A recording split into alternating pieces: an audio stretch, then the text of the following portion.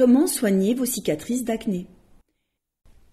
Presque dans tous les cas, il faut avoir recours à des traitements médicaux chirurgicaux esthétiques, peu remboursés par la sécurité sociale. Il faut donc bien en discuter avec le médecin avant de se lancer dans un tel traitement. Les cicatrices profondes doivent être préalablement relevées ou excisées pour un résultat optimal. Le relèvement des cicatrices d'acné. C'est la seule technique qui permet de remonter des cicatrices très profondes, dites en pic à glace. C'est un préalable nécessaire au relissage des cicatrices profondes.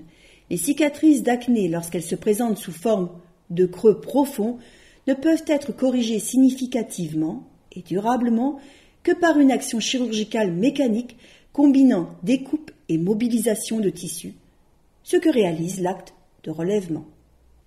L'acte de relèvement des cicatrices d'acné se fait au cabinet médical. Une incision circulaire de petit diamètre à une profondeur suffisante est réalisée à l'aide d'un outil coupant que l'on appelle punch biopsique.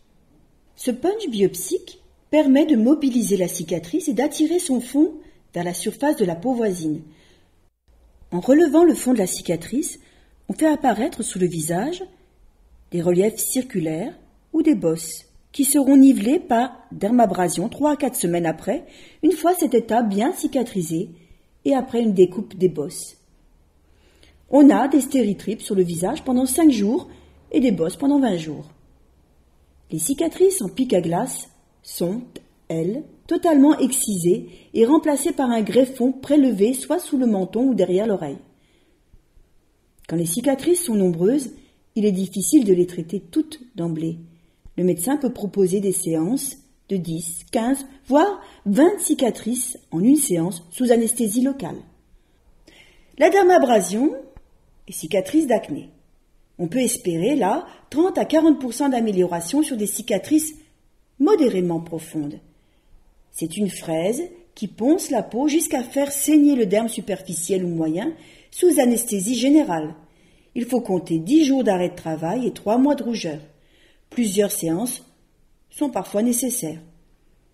Remboursement possible après entente préalable. Parmi les autres solutions, je veux aussi vous parler du peeling profond au phénol, qui est lourd à gérer. Il peut intervenir au stade terminal des cicatrices d'acné très sévères qui ont bénéficié du relèvement des cicatrices.